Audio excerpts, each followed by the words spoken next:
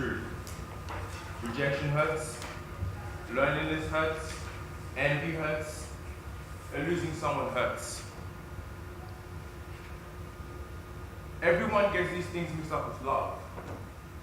But in reality, love is the only thing in this world that can cover up all pain and all hurt.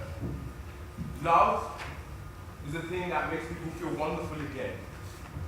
Love, if it is true and is real, can never hurt.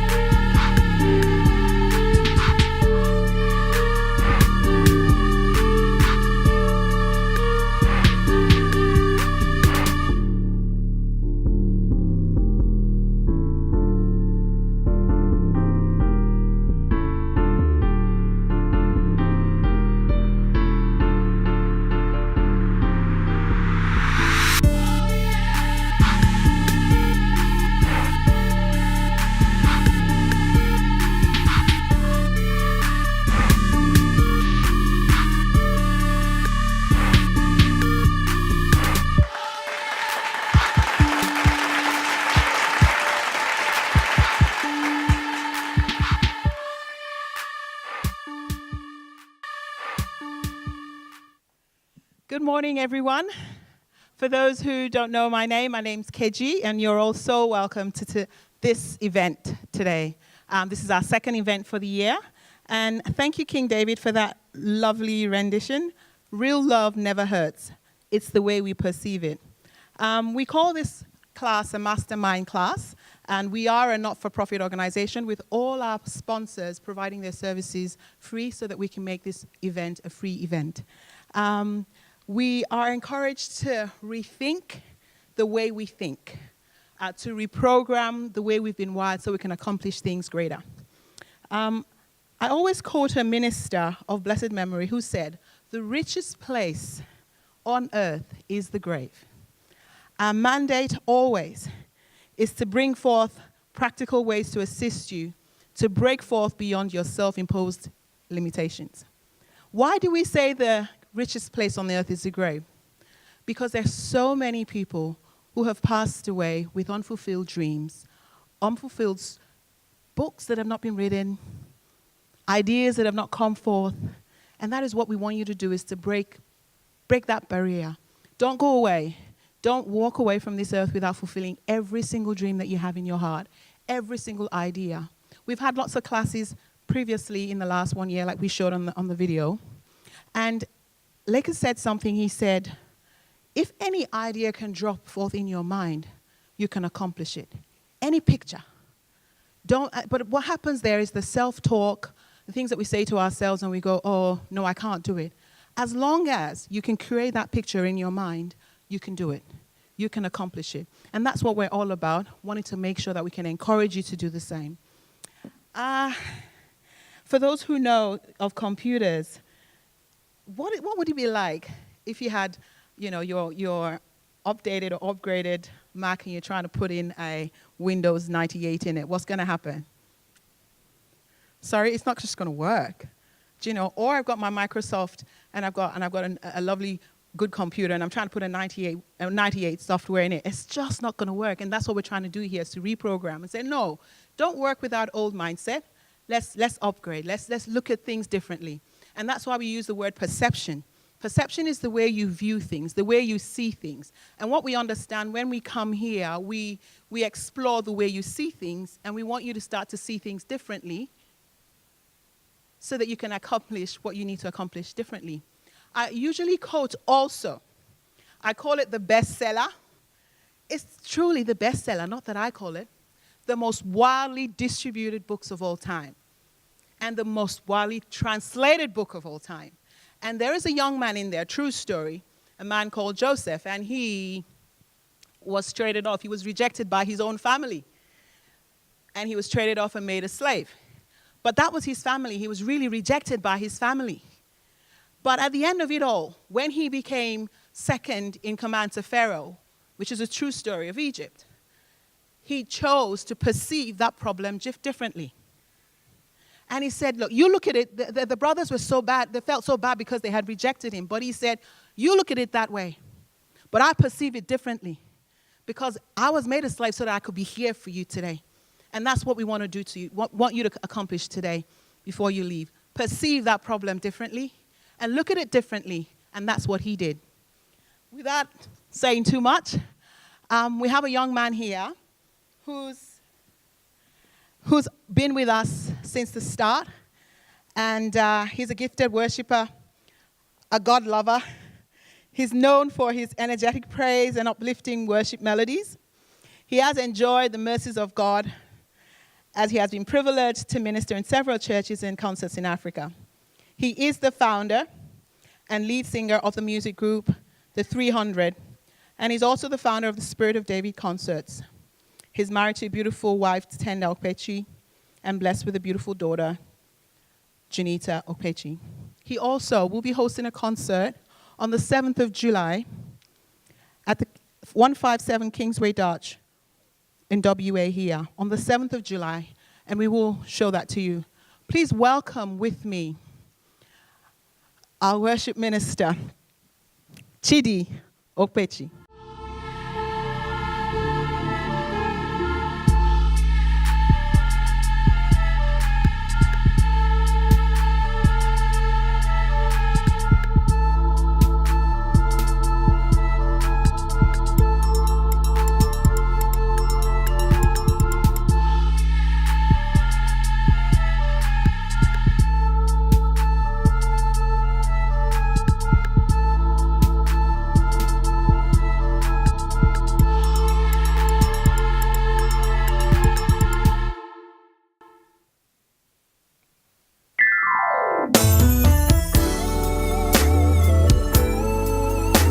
Just wanted to put your hands together like this with me. Come on.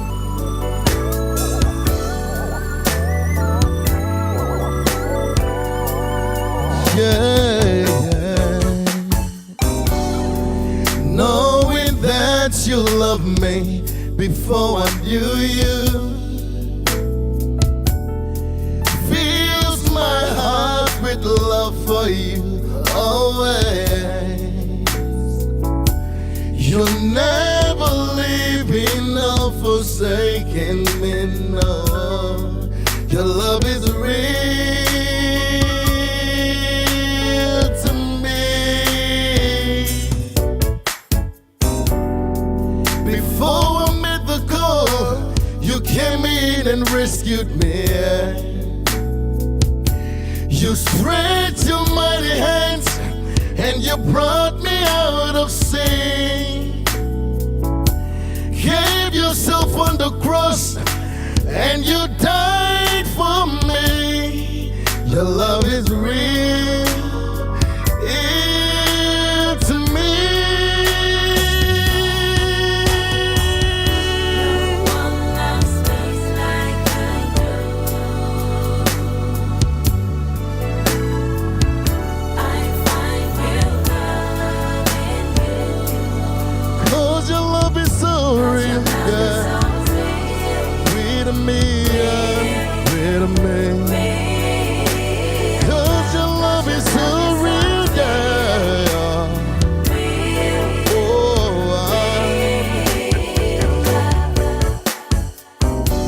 Your love is so real, sincere, so unstoppable. Your love never fails me. Your love is so pure. Even when friends walk away and family fails, your love stays real to me. With the power of your love, can conquer. I can run through any troop that comes my way. Your love is the greatest, it's the greatest love. Your love is real to me. No one loves me like I do. I found real love when I found you.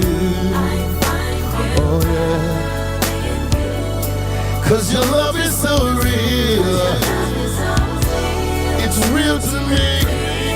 Yeah, 'cause your love is so real. Oh yeah, whoa. No one loves me like you. Yeah, I find real love in you. 'Cause your love is so real. It's real to me. Real to me. Your love is so real. Oh yeah. Yeah. No one loves me. Ooh. I find real love in you. Yeah. Yes. Your love is so real to me. Yeah. It's real to me. Your love is so real. Yeah. It's real to me. Real to me. Real to me. It's so real. Real. Your love is so real. Yeah. Whoa. Your love is so real. Yeah. Your love is so real. Ooh, yeah, yeah, yeah. Thank you very much. God bless you. Thank you so much for encouraging him there. And please don't forget he's organizing the concert titled, the theme for the concert is Ebenezer, and that's on the 7th of July. For more details, we'll have that outside at the desk. Thank you. So we're come to the next stage of the program, which we're all excited to be part of. We've got Lakers here, who is a clinical psychologist by profession. But we always try to say this as well to you, is that he is a Christian as well, and he likes to bring forth the psychological principles based on the scriptures so that you feel quite safe. We feel that that's really empowering as well, so that you learn practical ways in which you can actually renew your mind. And that's why we generally call this class a mastermind class. So another mentor that I always coach, he says, where the mind goes, man will follow. Wherever your mind is, that's where you are, and that's what you will follow. And so every time we try to challenge what's going on in your mind so that you can follow the greater part, the greatest thing ever that your mind can conceive is what we want you to follow. And so we'd like to welcome Lakers, who is the CEO of this not-for-profit organization.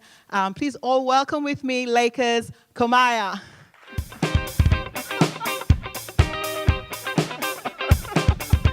Wow! I was just talking to KG that I should be dancing, coming in and just, digging it. This is awesome. This is awesome. It's another wonderful day. I'm so glad to see you guys. Come on, give yourself a round of applause. Wonderful faces. Look, we were able to do this month in, month out because you guys keep coming back. You keep supporting this initiative. So I really want to appreciate you and to know that, look, you're dear to us because if not for you, if not for God, this is going to be very difficult for us to achieve. So thank you once again for coming. What I'm going to be presenting this morning is something I believe a lot of people actually face. I'm sure the nature of the people we have in this place will probably cut across different categories. We have business leaders, we have mothers, we have students, we have singles. You know, we have people from all walks of life. And what I'm going to be presenting this morning, like I said, I believe is something we can all relate to. Where I'm going to be starting from is a personal experience which I actually had. Okay? So, the theme of my presentation this morning is rejection.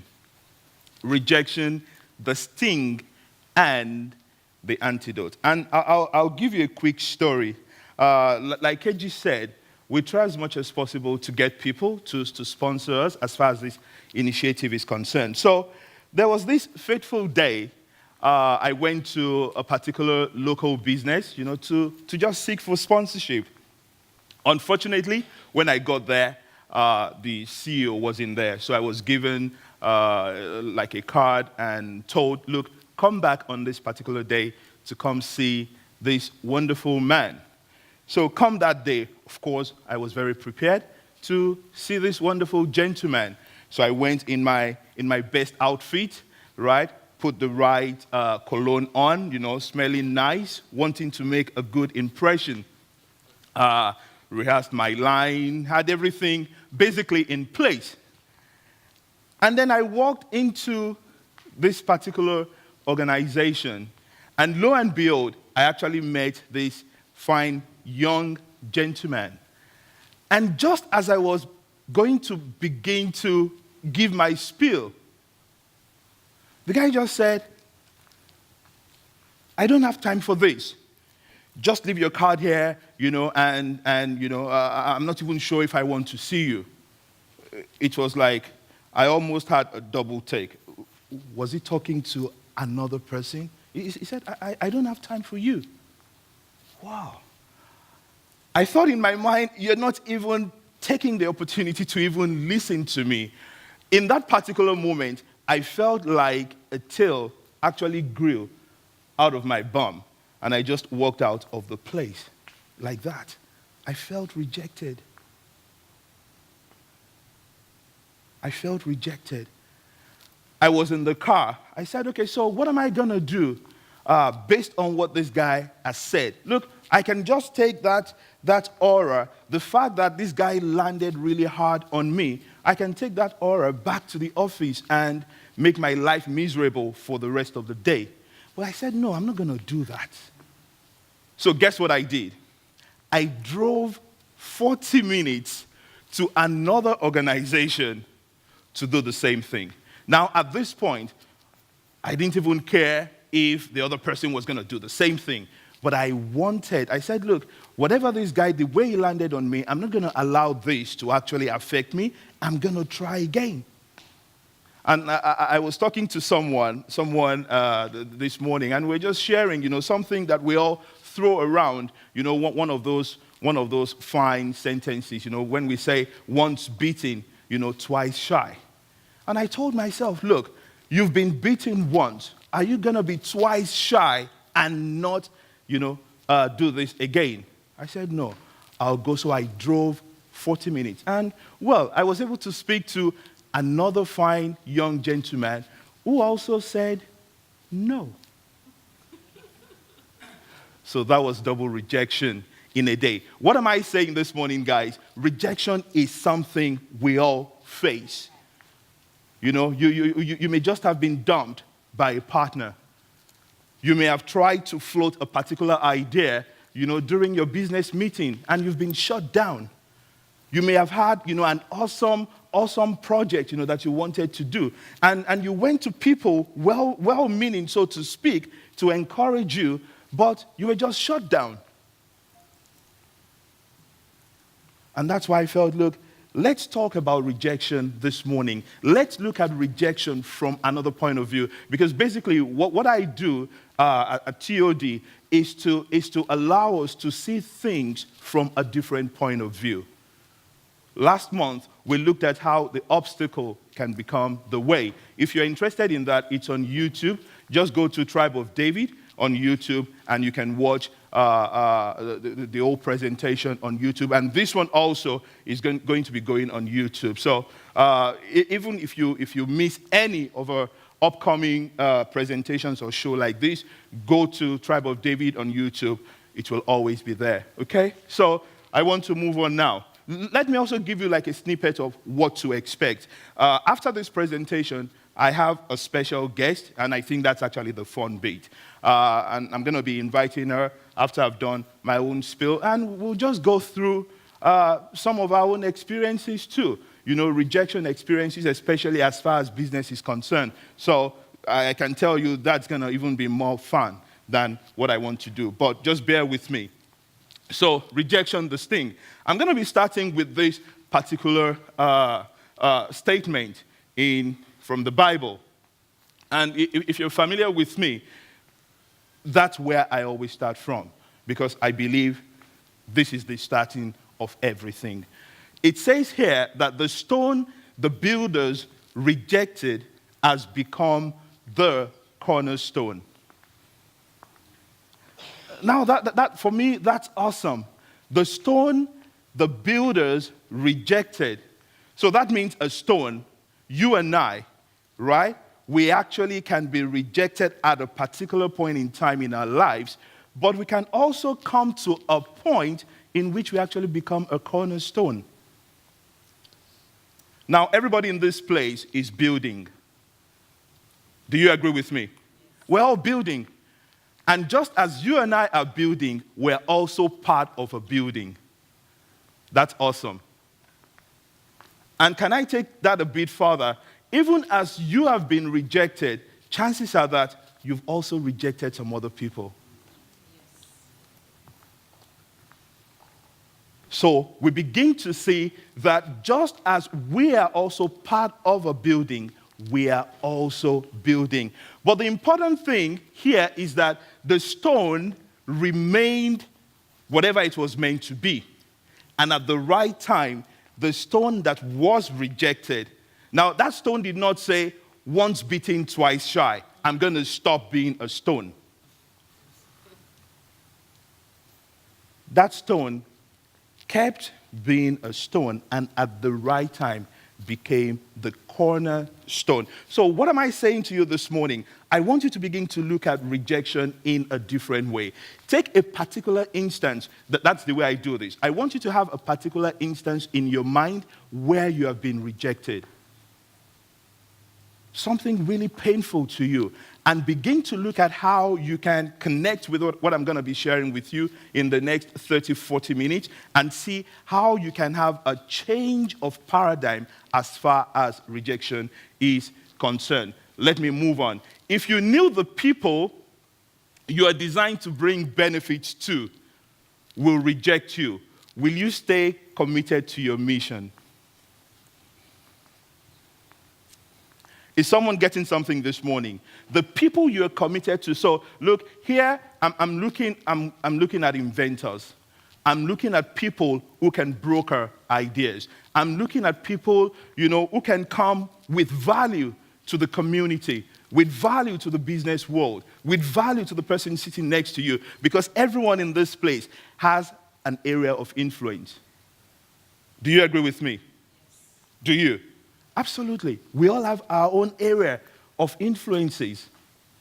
And it's all about bringing value to that area of influence. However, if you know that the people you are meant to bring value to will reject you, I'm asking you this morning, will that stop you from achieving your vision? Will that stop you from achieving your aim in life? Will that paralyze you? Will that make you give up because you have been rejected? So what I'm telling you is begin to look at that rejection in a different way, knowing fully well that the stone that may be rejected at a time can actually become a cornerstone if the stone remain with its properties. Let me take you a bit further. What's rejection? I mean, let's put it into context. Rejection means to refuse, to have, or to recognize.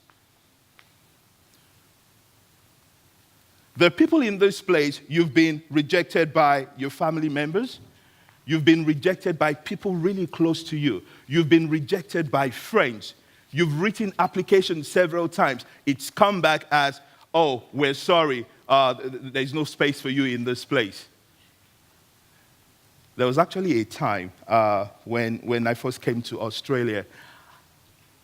Believe it or not, I actually wrote about 100 applications, and everything came back with, we're sorry, along that line anyway. 100. So what am I saying this morning? We all face that rejection.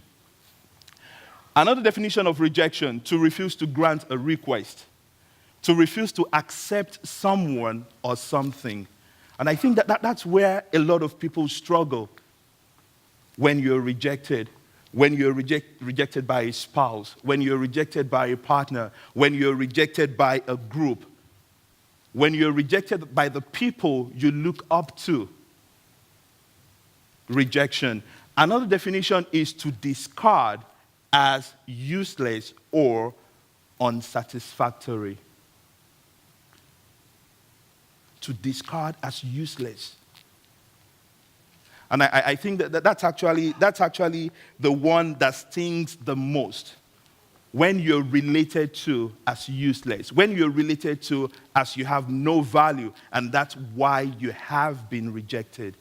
And the last one says to cast out, to eject. That's actually strong. To cast out from an organization, to cast out from a company, to be let go, to be told, well, you're not worth that space you're occupying. Let me take you a bit further. There is a power quote by Eric Thomas. It says, rejection is painful. Ridicule can be fatal. Rejection is painful. Look, another popular quote I know people throw around is the fact that we like to approach pleasure, but we run or we avoid pain. So what happens when I'm rejected? Typically, instinctively, what I want to do, because rejection is painful, I want to fight. Or I want to avoid. Can you relate to the fact that some people, when they are rejected, that's when they begin to use drugs? That's when they begin to find consolation in alcohol. That's when they begin to engage in destructive behavior. Because they have been rejected. Because they are looking for ways to actually manage the pain. Pain is something we want to run away from. Nobody wants pain. We all want pleasure. However, I counterbalance that by saying there is no gain without pain. Now, is someone getting something this morning? There is no pain without gain. Or there is no gain without pain. Ridicule can be fatal. So, rejection is painful. When rejection now gets to a point in which the person who perceives that rejection, now listen, the rejection might be a perceived rejection or might be a real rejection. Now, what I mean by perceived it might just be the way you are interpreting the situation. So psychologically, the story you're telling yourself in your mind is, I have been rejected. I'm not good enough. I've been cast away. And that's a perceived rejection. Or it actually might be a real rejection where you know for sure that you've been cast away. You've actually been told you're no good. And we'll get to that. I'll begin to explain to us how we can manage such spaces, even when you're told you are not good. Let me move on. Ridicule can be fatal. Both of them are oxygen for the flames of burning doubt that may already exist in your mind. Now, that's another key phrase. Both of them, rejection and ridicule, might be oxygen for the flames of burning doubt that may already exist in your mind. Someone is confirming your deepest held fears. You are not good at this. Now, can you see the key statement there? There actually, something already exists in your mind, and that's doubt. Doubt about yourself. Doubt about your capability. Doubt about your capacity. Doubt about your self-concept, about who you are as a person. So obviously, when you come in contact with rejection, it's almost like a self-fulfilling prophecy. Because in your mind already, you think you're not good enough. So, someone is confirming your deepest held fears. You are not good at this. That's exactly what we want to change, or that's what we want to look at in a different way this morning. Let me take you a bit further. When we feel rejection, we engage in self-harming behavior. Let me tell you how that works. When you and I engage in rejection, what we are doing psychologically is that we're actually bleeding ourselves. Because someone has told you that you're not good enough. Because someone has dumped you. Because someone has refused to consider that project that you've so much labored, you've given hours to. They've just tossed it in the bin. When we take on that rejection from them, ultimately what you and I are doing is that we begin to bleed psychologically. The essence of our self-concept, we begin to lose. We begin to be unsure of who we are. And that's the self-harming behavior. In fact, I say it this way. I say you may be rejected once, but you can continue to traumatize yourself with the same rejection, such that it becomes the narrative that you keep telling yourself in your mind. Can we go a bit further? Self-rejection is the greatest enemy of the spiritual life, so says Henry Nouwen, because it contradicts the sacred voice that calls you and I the beloved. It contradicts that. And you see, that's actually the starting point. That's where I want to take you this morning. That's the starting point. It contradicts the sacred voice. The sacred voice in you and I says you're beloved. That was why we started with that poem. And that was why we also, listened to Chidi, the artist, this morning. It's all about you being beloved. It's all about you knowing who you are. It's all about you, coming in contact with the love that has been shed in your heart. Let me take you a bit further.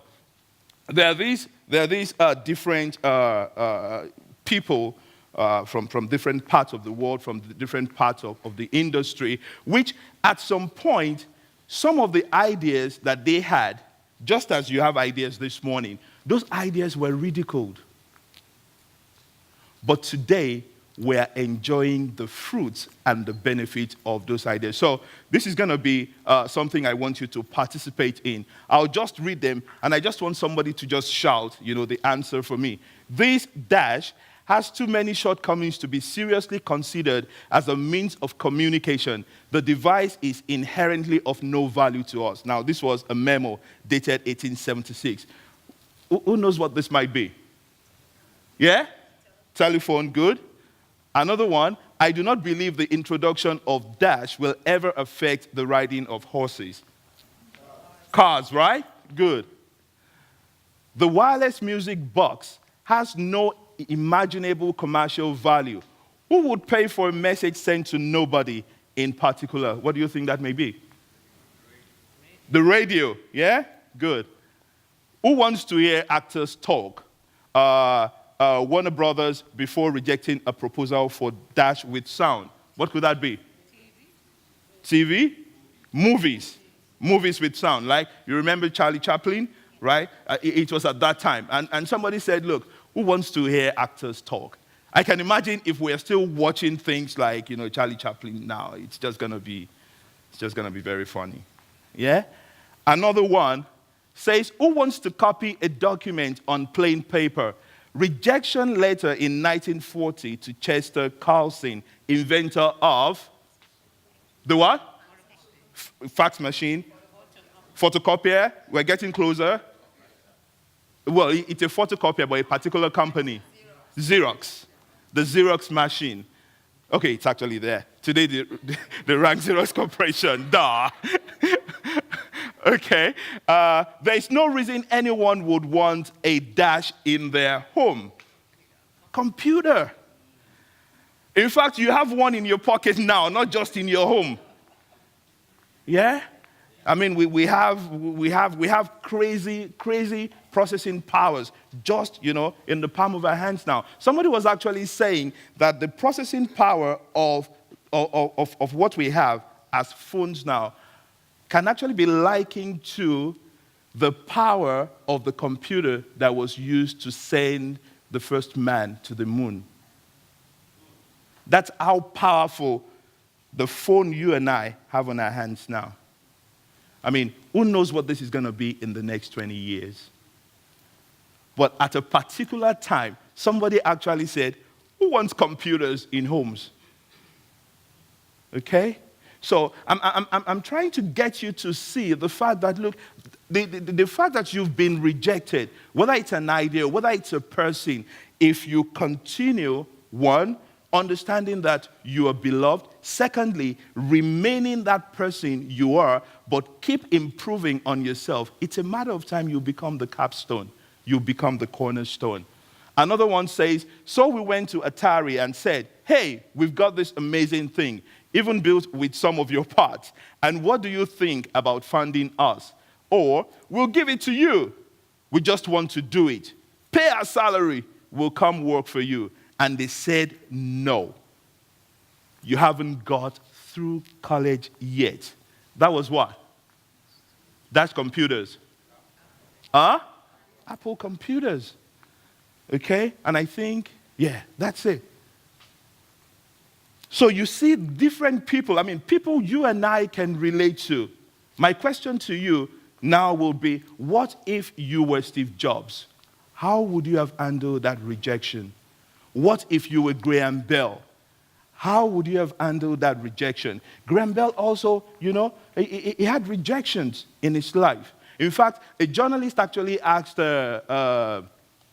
what's his name now? I usually forget his name. The guy that created the filament bulb. Thomas Edison. A journalist asked him, that Thomas, you actually performed 10,000 experiments to get to where you discovered this. So that means you actually failed 9,999 times. Guess what Thomas said? Thomas said, I did not fail. I only know now how not to do it 9,999 times. Talk about rejection. Okay? So Ryan Holiday. Ryan Holiday is the writer of a very good book, which I've just read, and has also become, one of the statements that a lot of people know is popular with me now. Ryan Holiday actually wrote the book, The Obstacle is the Way. Now, in that book, he said, in every situation, that which blocks our path actually presents a new path with a new part of us. That which blocks your path. Now this is getting more interesting. So which area are you being rejected? May I suggest to you that rejection may actually be life's way of getting you in a place where the obstacle actually becomes the way. It's all about a paradigm shift. It's all about you looking at things from a different perspective. I've also said, in a place like this, that the way you and I think is actually habitual. The way you think, the way you relate to things, the way you make meaning of things around you is habitual. Now, the brain wants to do the least amount of work. So what happens is the moment, you encounter something and the brain begins to see that you encounter that, a fear often, the brain will begin to look at how to code that into your subconscious. And the moment that happens, when you meet that event again, when you meet that circumstance again, the brain subconsciously just takes over. So in other words, a lot of the way we behave is actually at the subconscious level, and it's actually automatic. And if that's the way, if we have a particular way of relating to obstacle, then that means we're almost done, because we are not consciously thinking about the situation anymore. We're allowing the subconscious to take over in that particular situation. Is someone getting something? Good. So Ryan again said, in every situation, that which blocks your path actually presents a new path with a new part of you. Let's reflect on this. Why do some individuals reject other people? I think it's good for us to also understand this. Remember when I started, I said, you may have been rejected, or you may have rejected other people.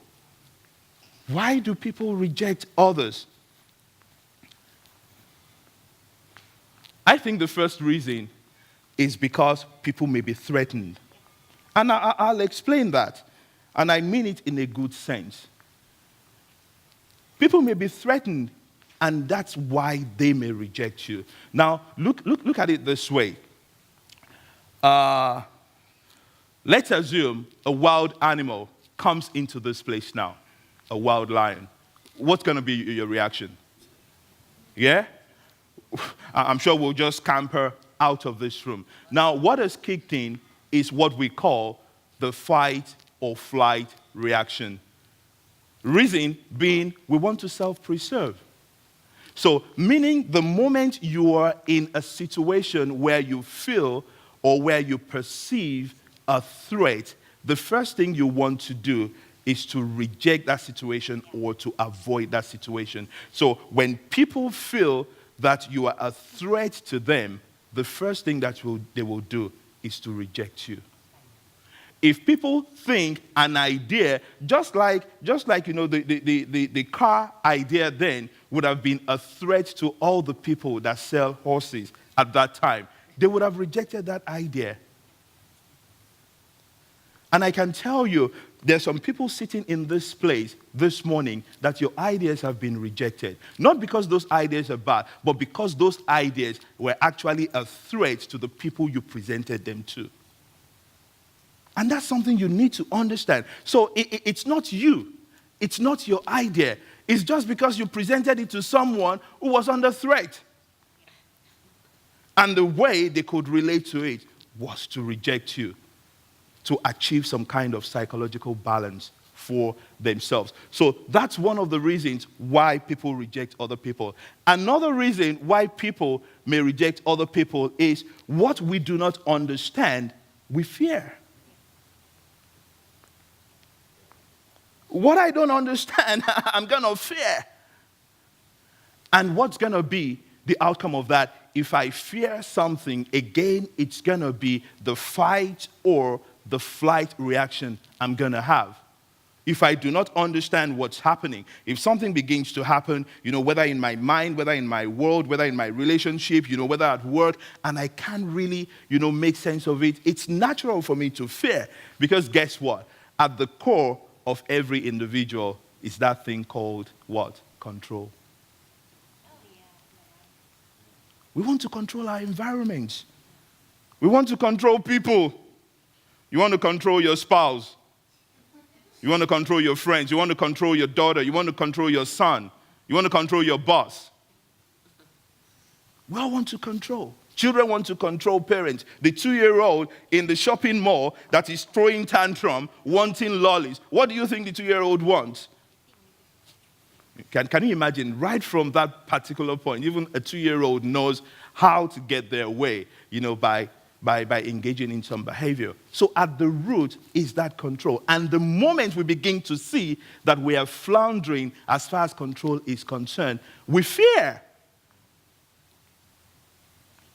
I don't want to mention a particular industry, which I believe you all will know, and there might even be someone in that industry. Basically, what they thrive on is actually putting fear in people and saying, you need to do this because this can actually happen.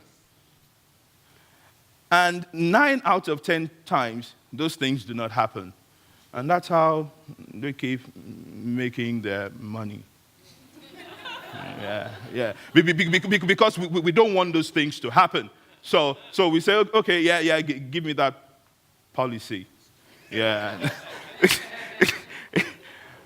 because we want to be in control. And because they know you and I want to be in control, they keep coming. Oh, the other time, one of them came to me and said, look, this is your policy now. But you see, the way the world is going, you really need to, up the premium because things can really go back. I said, look, this is good. He said, look, this is what I've been told to do. Actually, this is actually good. You really don't need to increase this. Well, that's what they thrive on because they know we want that element of control. So what we do not understand, we fear. Let me take you a bit further. They are not also familiar with what you stand for. That's another reason why people may reject you. Now, you see, you need to understand this. It's not because you're a bad person. In fact, inherently, like we said, we've been called the beloved. But if you do not share the same value with that person, it stands to reason why they may actually reject you. It stands to reason if they're not familiar with what you stand for, if you do not have shared values, if they look at things from a different perspective, they can also reject you. Let me talk to young people in this place, especially in school. People that may come under the crossfire of being bullied. What's happening is that person has a different value from you. And if you begin to understand that, that's actually powerful. That will break the hold of you feeling you are less than another person. When people have a different value from you, guess what? They would reject you. Let me take you a bit further. A new perspective on rejection, and this is what I want you to do. This is actually the crux of this presentation.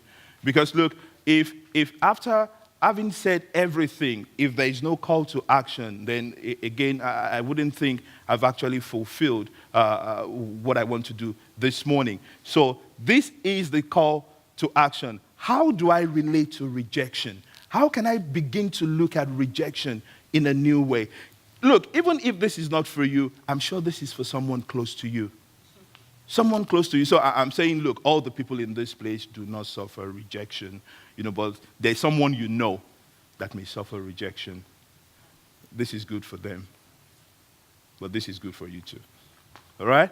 How do I relate to rejection? Again, we're coming back to this wonderful statement. The stone the builders rejected has become the stone. So the first thing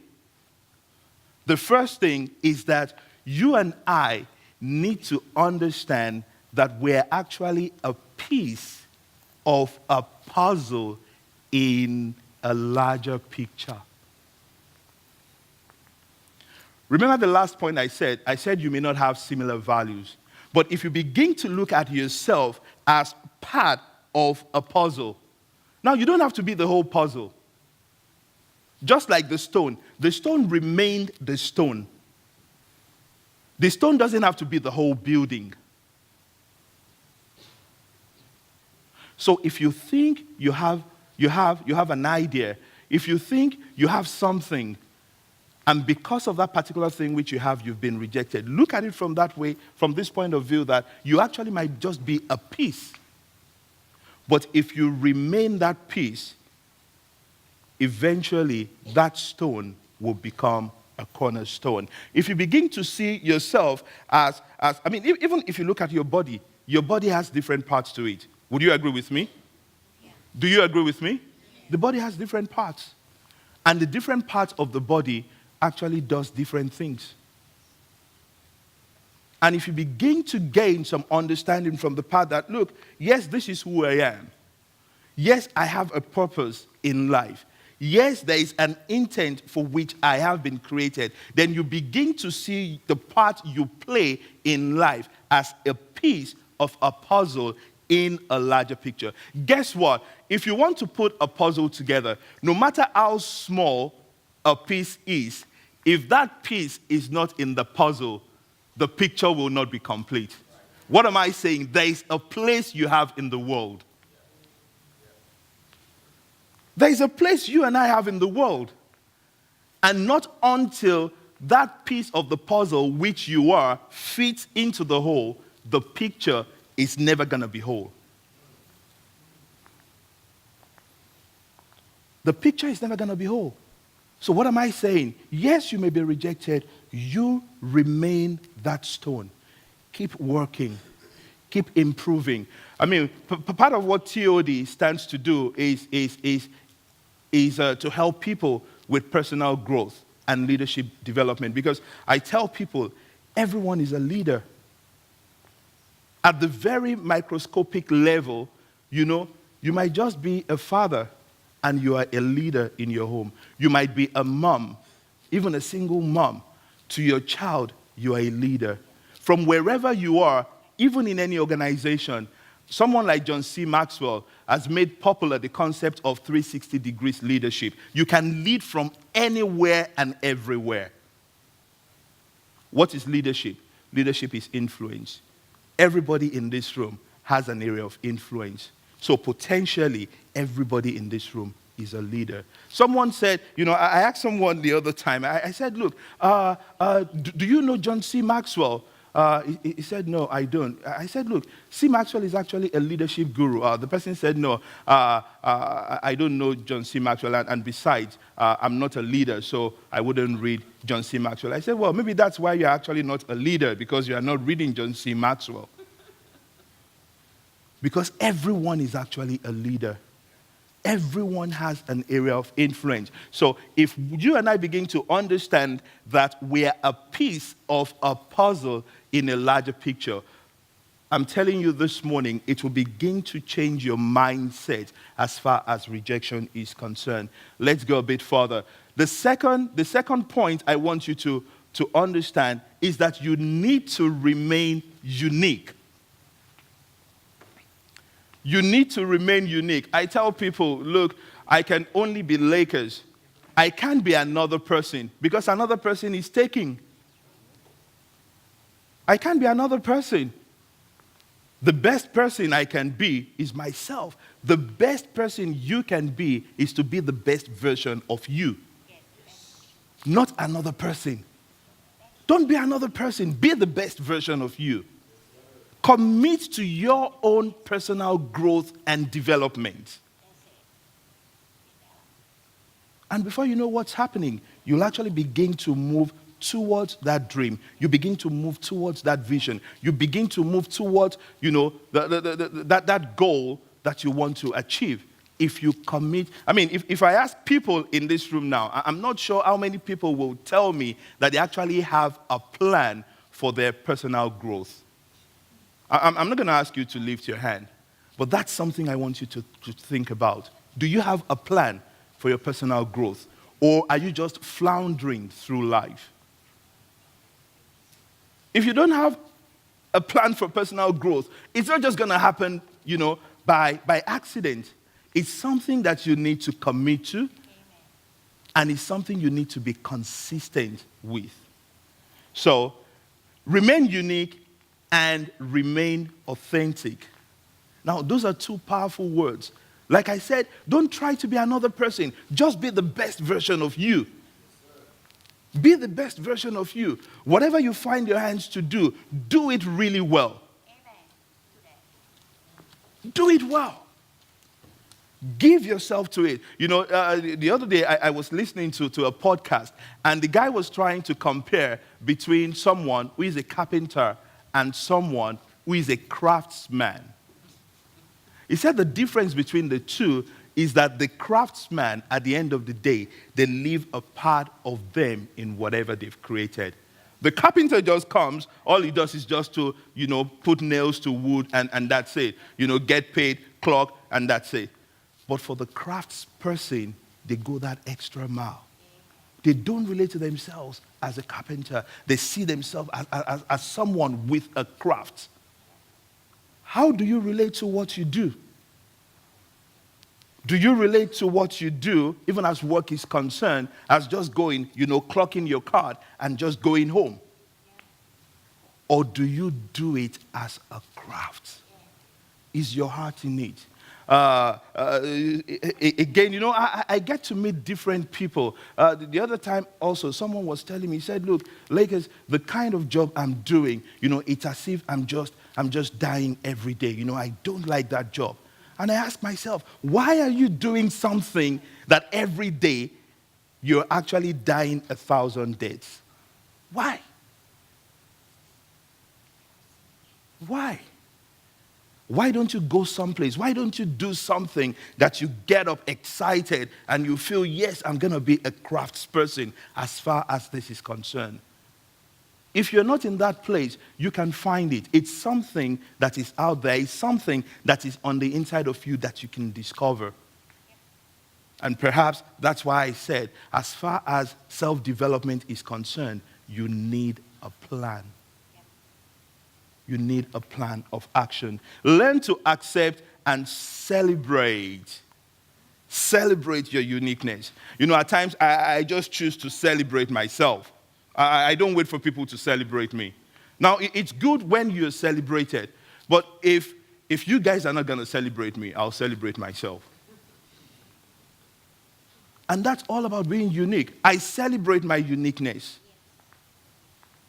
And just as I celebrate my uniqueness, I also celebrate you as a person. I celebrate your uniqueness too. Because by the time the different puzzles come together, then we have an awesome picture. Don't we? Yes. Is someone getting something? So no one can be you better than you.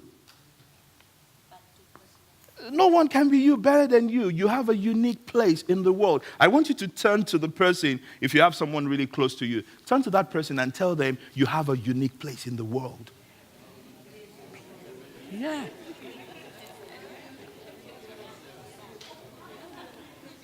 You have, and that's the truth. You have a unique place in the world. We all do. And that's where the shift has to begin. You have a unique place in the world. You are sitting on something right now that has been designed to be sat on. You can imagine if we begin to use this chair as something, we throw at each other. We use it as a weapon. Will that be the intent of the designer? No. But do you also know, if the intent of the designer is not known, then abuse is inevitable. Yes. So if you do not understand that you have a unique place in the world, then it's just too easy to abuse your life. If you do not understand that the person sitting next to you has a unique place in the world, it's easy for you to abuse their life too. So we all need to understand that we have a unique place in the world. Regarding, said to do original work, it's not necessary to know something nobody else knows. It's necessary to believe something few other people believe. What we are doing this morning is that we're trying to engage in a mind shift, a mindset shift, a paradigm shift. All you need to do is to believe something few people believe. It doesn't have to, you don't have to know anything that no other person knows. But you just believe something that few other people believe, and you begin to see changes in your life. I'm almost coming to an end now. The last thing is the fact that your time is now. Your time is actually now. This is the best moment of your life. Your time is now. Whatsoever you think you want to do, in whichever way you've been rejected and you've put things in the back burner, I want to tell you this morning, when you go back, go and bring those things out. The time is actually now. Somebody says, when an opportunity comes, if you're not prepared, then the opportunity is actually wasted. Opportunity will only favor the person who is prepared. So if you stayed prepared, when the opportunity comes, you can be sure you'll be able to seize it. But if you're not prepared, when the opportunity comes, guess what? You won't be able to do anything. So the time is now. The time is now for you to know that, yes, rejection can actually work in your favor. You can look at rejection in another way. If you've been rejected as far as a product is concerned, you go back to your drawing board, go back to your lab, and just continue to fine-tune it. Continue to work on it. Remember the first statement, scripture that we looked at. It says, the stone the builders rejected. Builders, building, wanting to use a stone, wanting to use your idea, at that point saying this is useless, but you continue to refine. You get to a point in which they say, look, we've been all through whatever we can lay our hands on. We can't find anything. We have to revert back to you because it seems you hold the answer. But that's because you stayed, you remained that stone. You continue to celebrate your uniqueness. Your time is now. Your time will come means if you continue to do what you need to do, eventually your time will come.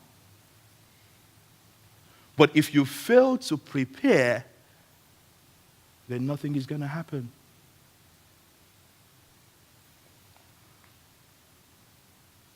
The last quote, which I'm going to be giving you today, when the waves hit, you've got to keep your knees strong because claps of awful rejection can rock you, but they can also help because you'll become stronger.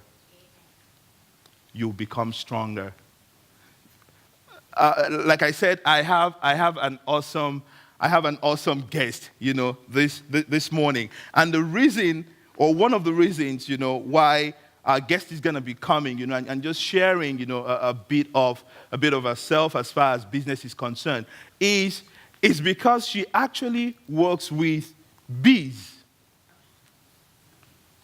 Now, is anyone allergic to bees here this morning? Yeah, because she's going to be bringing the bees. Oh, he's allergic. No, okay. No, and there are no bees. There are no bees, Okay, but she works with bees. And I think one fascinating thing for me was the fact that just as with rejection, bees also sting. And you have someone who works with bees, gets stung every day or every time she goes to her farm, but still goes back to the farm to work with the bees. So, meaning in life, if you really want the honey, you have to be ready for the sting. Can you see where we're driving this to as far as rejection is concerned? Look, get to a point in which you will discard that thing that says once bitten, twice shy. No, you can be bitten several times. In fact, you want to get immune to rejection. The reason being, you want the honey. So, recapping, developing a possibility mindset. One, you need to understand that you're a piece of a puzzle. You need to remain unique and that your time is now. I'm going to end with this last quote before I bring in my guest. Steve Martin, I'm not sure if anyone knows Steve Martin in this place. He's a comedian. He's a very good actor. He said, be so good they can't ignore you. Yeah? Be so good. Even if you've been rejected many times, you keep working on yourself.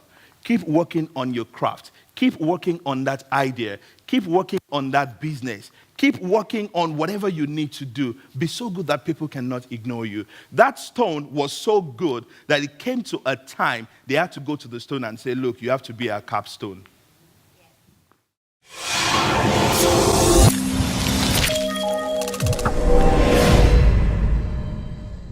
It's so awesome that I can sit backstage and I've got my own monitor there and I can watch everything, you know. So I'm like, great, I can hear everything, I can watch everything that's going on backstage.